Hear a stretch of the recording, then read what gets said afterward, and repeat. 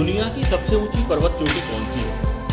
बड़ा आसान सा सवाल है। हर कोई जानता है कि दुनिया की सबसे ऊंची चोटी का नाम माउंट एवरेस्ट है।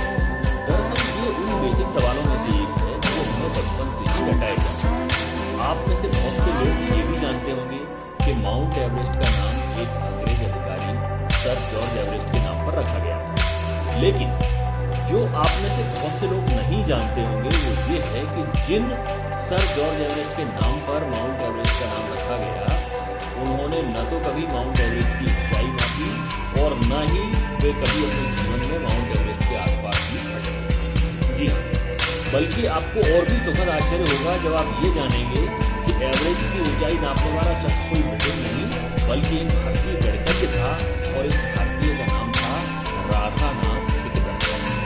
क्या आपने ये नाम पहले कभी सुना है? शायद नहीं।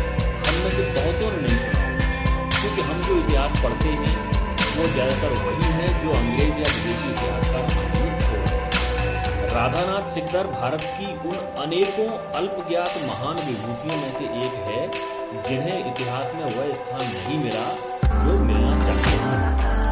जहां तक जॉर्ज एवरेस्ट के माउंट एवरेस्ट से संबंध का प्रश्न है तो ये कहना गलत नहीं होगा कि उनके जीवन की सबसे बड़ी उपलब्धि यही थी कि उन्होंने राधानाथ सिकदर को खोज निकाला।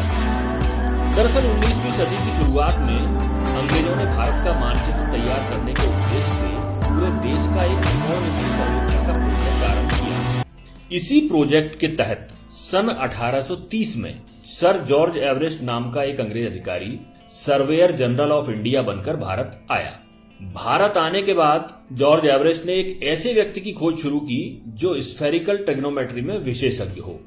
तब उनके एक शिक्षक मित्र ने उन्हें कोलकाता के एक युवा छात्र राधानाथ सिकदर का नाम सुझाया, जिसने अपनी गणितीय प्रतिभा से अपने शिक्षकों को कायल कर रखा था।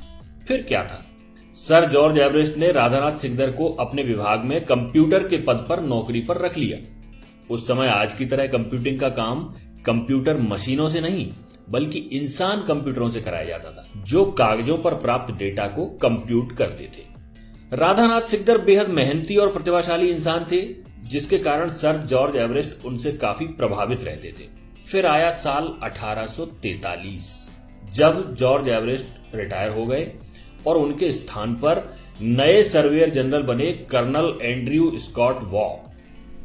अब ध्यान रहे, अब तक माउंट एवरेस्ट, जिसे उस समय पीक एक्सवी के नाम से जाना जाता था, की ऊंचाई नापने का काम शुरू नहीं हुआ था। ये तो कर्नल एंड्रयू स्कॉट वॉ थे जिन्होंने राधानाथ को पीक एक्सवी की ऊंचाई मापने का काम सौंपा। राधानाथ अपने काम में जी जान से लग गए और सालों की कड़ी मेहनत के बाद आखिर 1852 में पीक एक्सवी की ऊंचाई बताने में सफल हुए। उन्होंने बताया कि इसकी ऊंचाई 29,002 फीट है, जो दुनिया में ज्ञात सभी पर्वत चोटियों से ज्यादा है। लेकिन इसके बाद भी इसकी तत्काल घोषणा नहीं की गई, क्योंकि राधानाथ अपनी हर गणना से हर तरह से संतुष्ट होना चाहते थे। सभी आंकड़े एक बार फिर से जांचे गए और आखिरकार 1856 में जब वे पूरी तरह संतुष्ट हो गए, तब इस बात की आधिकारिक घोषणा की गई कि पीक एक्सवी ही दुनिया की सबसे ऊंची चोटी है। इससे पहले कंचनजंगा को दुनिया का सबसे ऊंचा पर्वत शिखर माना जाता था।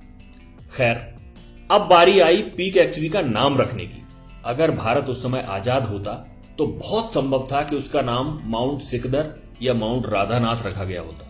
लेकिन उस समय तो हुकूमत अंग्रेजों की थी, तो कर्नल एंड्रयू स्कॉट वॉ ने उस चोटी के लिए नाम चुना माउंट एवरेस्ट। यह नाम उन्हीं सर जॉर्ज एवरेस्ट के नाम पर था जो कर्नल एंड्रयू स्कॉट वॉ के पूर्व भारत के सर्वेयर जनरल हुआ करते थे। तो इस तरह एक प्रतिभाशाली और परिश्रमी भारतीय गणितज्ञ, जिसकी शोहरत पूरी दुनिया में होनी चाहिए थी, जो अपने काम के प्रति इतना समर्पित था कि उसने आजीवन विवाह नहीं किया, उसके योगदान को बड़ी आसानी से भुला दिया गया। लेकिन उस समय तो जो हुआ सो हुआ, शासन अंग्रेजों का था और हम ज्यादा कुछ कर नहीं सकते थे। परंतु दुख की बात तो यह है कि आज इतने सालों के बाद भी, जब भारत आजाद हो चुका है, हम में से ज्यादातर भारतीय अपने ही देश के इस महान गणितज्ञ का नाम तक नहीं जानते हैं। क्या आपको नहीं लगता कि हमें अपने बच्चों को इतिहास के इन भूले बिसरे नायकों के बारे में बताना चाहिए? क्या यह अच्छा नहीं होगा कि हम जब भी किसी बच्चे को माउंट एवरेस्ट के बारे में बताएं तो उसे साथ ही साथ राधानाथ सिकदर के बारे में भी बताएं। अपने विचार कमेंट में जरूर बताइएगा। जल्दी हाजिर होते हैं आपके समक्ष एक नई जानकारी लेकर। ये वीडियो अगर पसंद आया हो तो इसे लाइक और शेयर करना मत भूलिए। धन्यवाद। जय हिंद, जय भारत।